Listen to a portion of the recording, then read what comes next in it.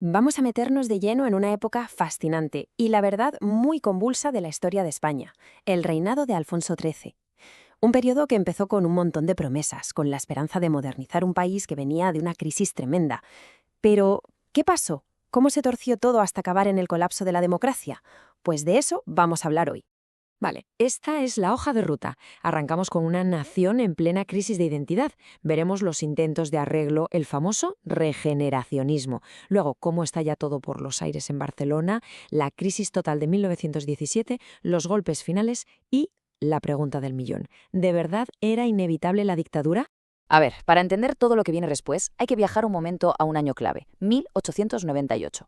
El desastre, así, con mayúsculas. Y no es una exageración, de verdad. Fue un auténtico trauma nacional, el momento en que España pierde sus últimas grandes colonias y se mira al espejo sin saber muy bien qué es.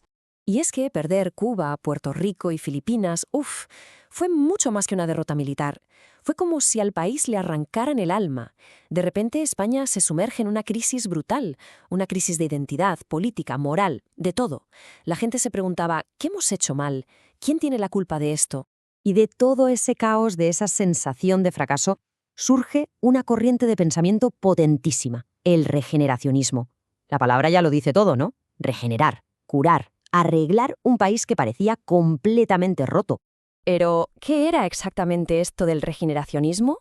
Pues mirad, era como hacerle un chequeo médico completo a España, y el diagnóstico no era nada bueno. Hablaban de males endémicos, la corrupción por todas partes, el fraude electoral como norma, un atraso económico brutal. Básicamente decían que el sistema estaba podrido desde dentro. Y aquí aparece una figura clave, Joaquín Costa, un pensador que lo resume todo en un lema que se hizo famosísimo: despensa y escuela. O sea, vamos a lo básico, que la gente tenga para comer y que pueda estudiar. Y para conseguirlo pedía algo muy drástico, un cirujano de hierro, que operase sin anestesia, que hiciera una revolución desde arriba. Casi nada. Lo curioso es que la idea caló tanto que, todos quisieron ser ese cirujano. Tanto los conservadores, con Antonio Maura, como los liberales, con José Canalejas. Cada uno a su manera, ojo. Maura intentando limpiar el sistema electoral, Canalejas atreviéndose a tocar temas tan peliagudos como el poder de la Iglesia o el injusto sistema militar. Ambos intentaron hacer esa revolución desde arriba para que el sistema no se viniera abajo. Pero claro, una cosa es lo que se decide en los despachos de Madrid y otra, muy distinta, es la España real, la de la gente de la calle. Y ese choque iba a ser brutal. Porque mientras los políticos intentaban arreglar el sistema, se estaba gestando una tormenta perfecta que iba a estallar en Barcelona. La pregunta es clave, ¿verdad? ¿Por qué una guerra a cientos de kilómetros acaba incendiando Barcelona? Pues la respuesta es sencilla y a la vez terriblemente injusta: el servicio militar. El gobierno necesitaba soldados para sus aventuras coloniales en Marruecos, pero ¿quién iba a la guerra? Pues los de siempre, los hijos de los pobres. Los ricos, simplemente, pagaban una cantidad y se libraban, así de claro.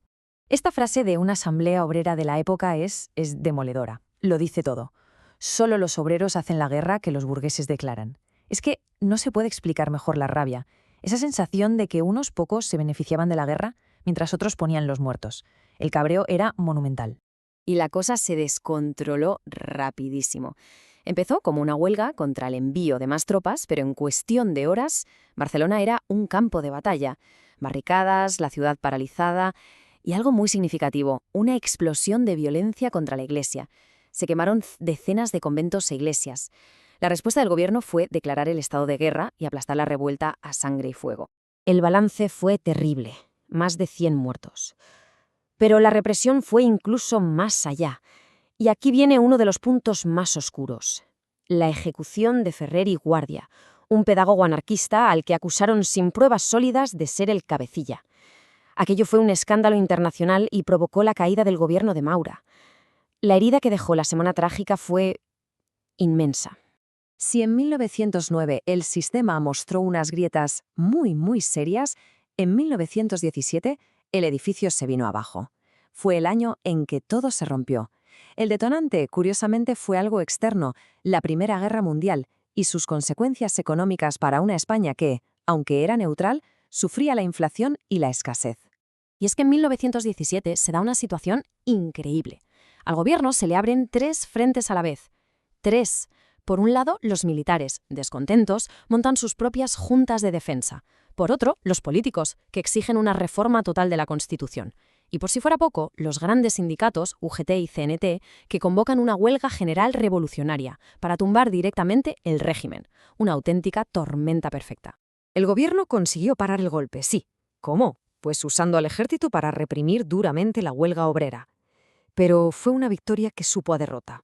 La autoridad del sistema, su legitimidad, quedó herida de muerte. A partir de aquí, el régimen ya no gobierna, simplemente sobrevive. Estaba viviendo, como se suele decir, en tiempo de descuento. Y lo que vino después fue el caos, una auténtica espiral de violencia que lo devoró todo. Si el sistema estaba en la UBI en 1917, los años siguientes fueron los que le dieron los golpes de gracia. La situación era insostenible. En el sur, en Andalucía, los campesinos se rebelan en lo que se llamó el trienio bolchevique. En Barcelona, la lucha obrera consigue la histórica jornada de 8 horas, pero al mismo tiempo estalla el pistolerismo, una guerra sucia de asesinatos entre sicarios de la patronal y sindicalistas. Los gobiernos no duraban nada, y para rematar, en 1921 asesinan al presidente del gobierno, Eduardo Dato. La parálisis era total. Y cuando parecía que nada podía ir a peor, vuelve a aparecer Marruecos en escena. El clavo definitivo en el ataúd del régimen no se puso en los pasillos del Congreso, sino en los campos de batalla del Rif. Lo que pasó en Anuel en julio de 1921 fue sencillamente una catástrofe. Más de 10.000 soldados españoles muertos o hechos prisioneros. Un ejército entero, mal preparado, mal comandado, aniquilado por las fuerzas rifeñas. La humillación fue de tal calibre que es difícil de imaginar. Una de las peores derrotas militares de la historia de España, sin duda. Y claro, había que buscar responsables. Se abrió una investigación, el famoso expediente Picasso, que lo que hizo fue sacar a la luz toda la podredumbre del estamento militar, la incompetencia, la corrupción, la negligencia. La conclusión oficial era demoledora, una retirada caótica. La confianza en las instituciones del Estado se hizo añicos. Así que llegamos al final del camino. Tenemos un sistema político que no da más de sí, un ejército humillado y desacreditado, y una sociedad en pie de guerra. El cóctel era explosivo. El telón estaba a punto de caer sobre la monarquía constitucional. Y el final fue un golpe de Estado. Con el sistema completamente bloqueado y el fantasma del expediente Picasso amenazando con salpicar a las más altas esferas, incluido el rey, el ejército movió ficha. En septiembre de 1923, el general Miguel Primo de Rivera se levanta, suspende la Constitución y se acabó. Fin del experimento democrático. Y aquí está la gran y trágica ironía de todo este periodo. ¿Recordamos a Joaquín Costa y su cirujano de hierro? Pues bien, al final llegó. Pero no fue un político reformista, fue un general. Y no vino con un bisturí para curar al enfermo, vino con un hacha para acabar con él. Y todo esto nos deja flotando una pregunta fundamental que todavía hoy genera debate. ¿Era inevitable este final? ¿Estaba el sistema condenado a morir desde el principio? ¿O hubo momentos, oportunidades perdidas en las que se pudo haber salvado la democracia en España? Una cuestión desde luego para reflexionar.